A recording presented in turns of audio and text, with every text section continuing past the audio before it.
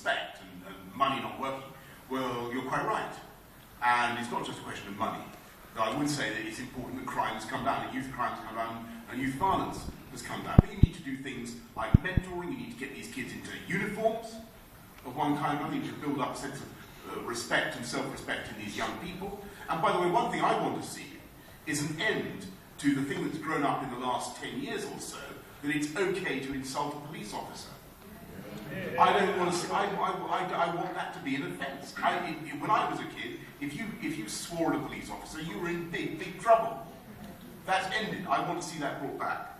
And the gentleman who asked about saving traffic calming measures and all the rest of it, we have taken a lot of street clutter out across London. We've taken 60 kilometres of pointless railings away all over the place. We've taken all sorts of posts down. I point out particularly some of the things we've done in high streets around London, particularly in the centre. There's, of course, Exhibition Road, there's Oxford Circus, where there's that amazing crossing that had very few casualties so far, I'm delighted to say. And as for the Sutton heat pump, I like the Sutton heat pump for the swimming pool.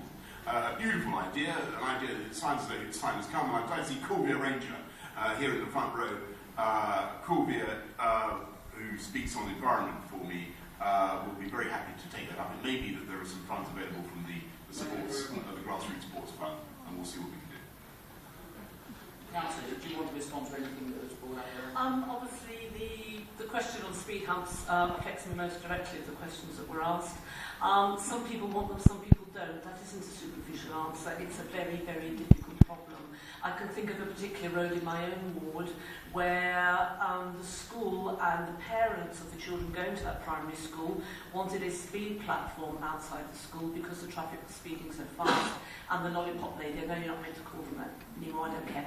The lollipop lady was afraid to go out into the middle of the road to stop the traffic. And yet that caused huge discussion about, do we want speed humps? Yes, we do. No, we don't. Where do we want them? It is very difficult to reconcile all the different interest people, but I think we managed to do it. I know Wilberstone Road's a particular reason. I wasn't aware it was 4 times, but I believe you. I would like to ask our local ward councils why it was so difficult, because I really did never understand why there wasn't a clear idea of what local residents wanted there. But what I am saying yet again is it really is up to local people. If you live in that road, then you have the right to decide what sort of measures should be used, if any, for speed calming. I'd just like to say something very quickly to Ross. I'm a little bit worried that at the age of 18 you're talking about feral underclass. And I would have gone up to a youngster and said, would you pick that up, please? They won't do that anymore because they know they're going to get an earful. So I accept what you're saying, but I do think there are answers. And part of the answer came from the lady whose name isn't Regina, who was talking about communities. What is it really? What is the name? Georgina, I'm so sorry, Georgina. I got the email right. The Mayor talked at the beginning about putting the villages back in the city. We've already got villages here in Sutton. We have Carshalton, we have Cheam, Wallington, Worcester Park, Bedlington. It's about communities. It's about people feeling part of communities and having pride in their local community. And that is true whether you are barely of walking age, at both ends of the spectrum, actually. So let's make sure that we are working together to make sure that we are building communities so that when people drop rubbish, the simplest form of antisocial behaviour, going to the worst form, people feel this is their street, their neighbours, their friends, and they feel proud of where they live. It's true, but the police do need support in that. If you remember, I don't know if you remember back in the autumn of 2008, 2 police officers in Croydon tried to stop 2 young girls who dropped litter and ended up in the middle of a bay mob that were trying to beat them up, and no one came to their aid. And I think one of the things I hope that will come out of the riots and the support for the police is that people will now realise that the police do a difficult job and support them when they see them in action in the street. And in fact, there is one simple thing you can do that will help.